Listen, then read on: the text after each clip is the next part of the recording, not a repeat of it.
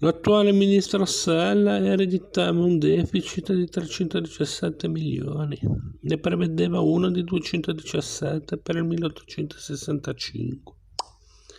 Bisognava ricorrere a nuove tassazioni, ad un imprestito e a molte economie. Una buona soluzione della liquidazione delle corporazioni religiose sarebbe stata di molto aiuto. Il rientro invece di quel disegno di legge fu il segno di incrinatura dell'allora maggioranza, ma vi erano in corso trattative non ufficiali con il Papa e a questo scopo era stato mandato a Roma commissione ufficiosa all'onorevole Vigenza. Giunse l'ultima riunione della Camera nell'antica Torino capitale, 20 aprile 1865.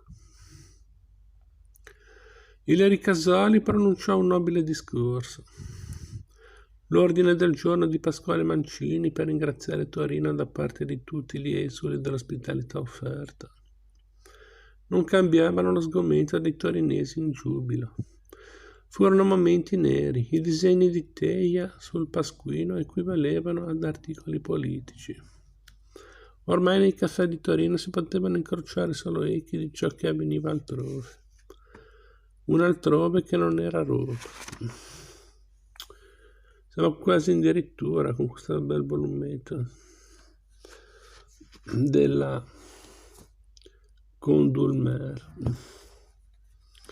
Roma. Come alla fine del purgatorio dantesco, al di là della cortina di fuoco c'è Beatrice, così al di là di Firenze per i torinesi c'era Roma. La strada verso Roma era ad ogni modo dimezzata e di re si manteneva in corrispondenza con Pio IX. Le missioni fallivano, ma il tempo maturava quelle situazioni che la storia nella sua evoluzione perenne esige si verifichino. E la storia le maturò più presto di quanto ci si sarebbe potuto aspettare. Scoppia il previsto dissidio austro-prussiano e il prezioso tassello del Veneto viene ad inserirsi nel mosaico d'Italia. Agosto 1866, il partito rivoluzionario si trovava un'altra arma spuntata. Ma la situazione finanziaria è paurosa. Torino, raccolta nella sua industria cantuccia, non si dimentica di essere Italia oltre che Piemonte e per iniziativa del suo grande giornalista Butero indice sulla Gazzetta del Popolo una sottoscrizione per pagare i debiti dello Stato. E la vecchia Torino con il suo senso civico e ora nazionale. Il problema di Roma fluttua nelle coscienze e nell'atmosfera internazionale per questioni di sovranità, di impegni interalleati, fino a determinare all'interno irriducibili scontri ideologici, tanto da offuscare spesso la limpidezza degli ideali. Il laicismo urgeva la coscienza di uomini moderni, anche di parte moderata, con l'ansia del giovane che vuole uscire di tutela e come in tutti i giovani può anche divenire intemperante nell'insofferenza di un gioco che poi gli è stato prezioso. Sì, molta parte di questa coscienza laicista è matura e dignitosa e conscia dell'altezza del conflitto. Non poteva però e non voleva confondersi con l'anticlericalismo volgare, a sua volta fanatico e illiberale.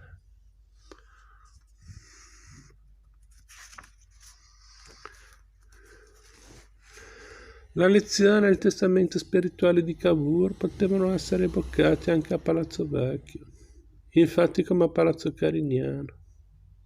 Intatti, scusate, come a Palazzo Carignano.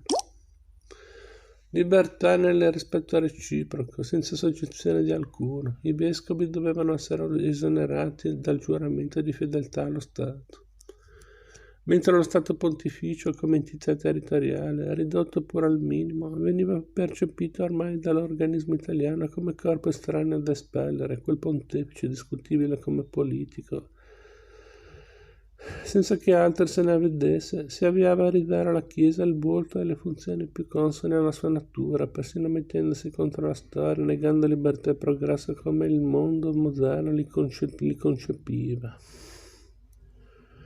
E questo espresse a suo modo nel Concilio Vaticano I e nel sillabo quasi disumanizzandosi nel proclamare l'infallibilità papale quando il Papa parla ex cattedra in materia di fede e di costumi, ristrutturando in funzione del tutto spirituale la Chiesa.